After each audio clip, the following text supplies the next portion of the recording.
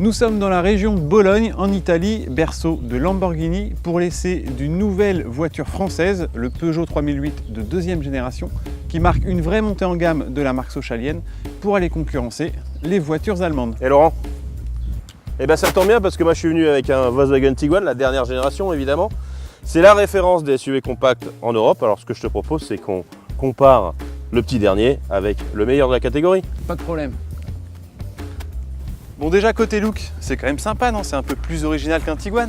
Là c'est vrai que je dois t'avouer que je suis assez surpris. Je te trouve très sympa, mais en revanche à l'intérieur, comme toutes les Peugeot, ça va être triste à mourir. Eh ben, viens voir, c'est encore plus impressionnant que la carrosserie.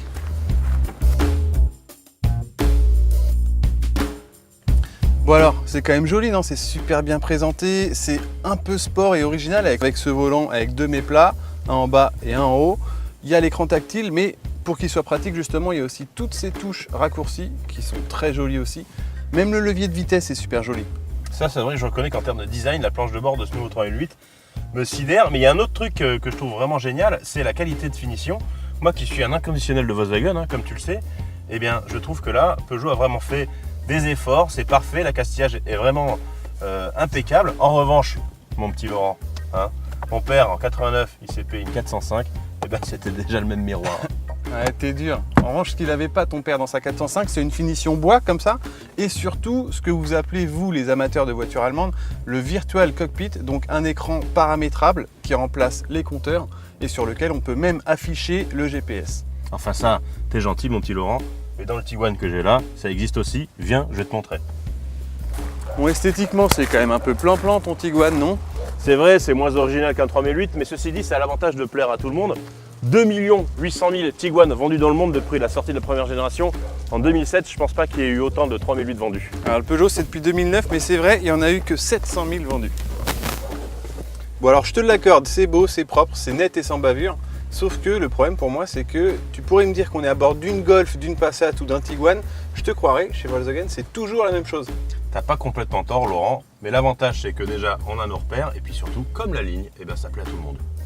Si nos deux SUV rivalisent en termes de qualité de construction, le Tiguan offre des places arrière plus vastes, avec un espace aux jambes de 79 cm contre seulement 72 cm à bord du 3008.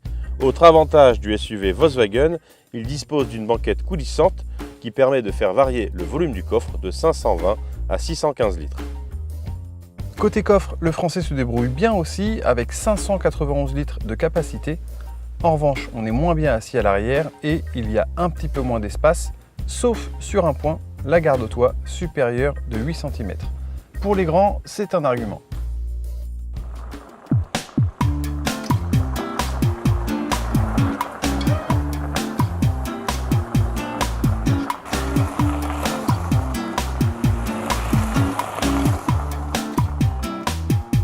Bon alors ce 3008, ça donne quoi au volant? C'est pas un peu trop moderne pour un conducteur de Tiguan? Oh, t'es dur quand même. C'est vrai que par rapport à un Tiguan, ça change complètement. D'ailleurs, ça change peut-être trop, car ce petit volant, ça peut dérouter certains, notamment les conducteurs de voitures traditionnelles, comme mon Tiguan. Les conducteurs un peu âgés quoi. Oui, enfin là, t'es un peu dur. C'est vrai que le Tiguan est un peu haut d'ailleurs. Mais il est un peu haut, mais il dispose surtout d'une transmission à 4 roues motrices. En tout cas, la version que nous avons aujourd'hui à l'essai et que nous mettons face à ce 3008 n'est disponible qu'avec 4 roues motrices. Alors je sais très bien qu'il n'y a pas beaucoup de propriétaires de SUV qui l'achètent avec la transmission à 4 roues motrices, mais ça peut intéresser quand même les gens qui évoluent en montagne ou dans les chemins comme on l'a fait tout à l'heure, qui peuvent se sortir d'un mauvais pas, alors que 3008, lui, il n'y a pas de transmission 4x4, non? Non, et d'ailleurs, tu as raison de le signaler, c'est l'un des seuls de sa catégorie. En contrepartie, Peugeot a quand même pensé à ceux qui peuvent aller de temps en temps en montagne. Et il y a un système de motricité amélioré. Ça joue par électronique, mais c'est plutôt efficace. Et il y a aussi un contrôle de vitesse en descente pour aider un conducteur qui serait mal à l'aise sur une piste enneigée, sur une route enneigée, voilà, pour descendre de la montagne. Il y a autre chose qui me chagrine sur ce 3008, c'est la boîte automatique. Alors elle est bien, mais tu vois sur le Tiguan, il y a 7 rapports et c'est une double embrayage plus réactive. Ok, bon bah tu vas me passer les commandes de ton Volkswagen maintenant. Pas de problème.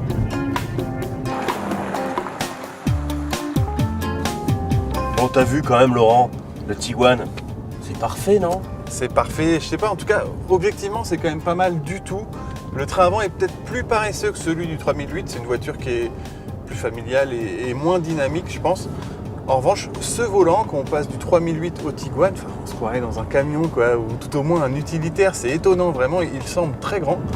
Et justement, à propos d'utilitaire, il y a aussi l'insonorisation. C'est quand même moins léché, moins soigné qu'à bord du Peugeot. C'est un peu plus bruyant, je te l'accorde. Et tu me parlais de la boîte de vitesse automatique du Peugeot, alors que là c'est une robotisée. Je te l'accorde, elle fait très bien le boulot. Il n'y a même pas besoin de jouer avec les palettes au volant, puisque même en mode automatique, Tu vois, elle se gère très très bien, elle est réactive. En revanche, pour les manœuvres, moi j'ai un gros reproche à lui faire, c'est un excès de patinage. Vraiment, il faut accélérer assez fort pour qu'enfin la voiture décolle. Donc ça, je trouve pas ça très plaisant. Et d'ailleurs, quand on est en manœuvre, il y a un autre truc qui me déplaît un peu, c'est le rayon de braquage. Il est nettement supérieur à celui du Peugeot, donc avec l'autre, on a l'impression de pouvoir faire demi-tour dans un mouchoir de poche, et c'est plutôt appréciable, notamment en ville. en résumé, ce Tiguan, eh ben, c'est curieux, mais il est plus familial que le 3008 qui, lui, est plus sportif, c'est ça? Ouais, c'est un bon résumé, plus sympa à conduire aussi, mais surtout beaucoup moins cher que le Volkswagen. Ah ben ça, c'est parce que tu payes la Dutch Qualität.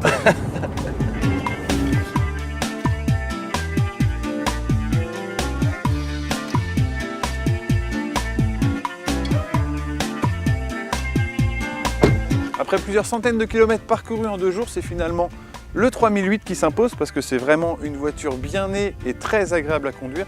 En plus, elle est moins chère et, par exemple, elle n'a pas de malus alors que le Tiguan, il en prend 900 €. Donc ton Volkswagen, il est bien sympa et je te rends la clé. Reste au Tiguan une habitabilité supérieure et aussi et surtout la possibilité d'avoir 4 roues motrices. Voilà, j'espère que ce duel entre le Tiguan et le 3008 vous a plu. Et on vous dit, Laurent et moi, à très bientôt sur automoto.com. Ciao. Salut! Pas que tu partes par là parce que le volant il est là.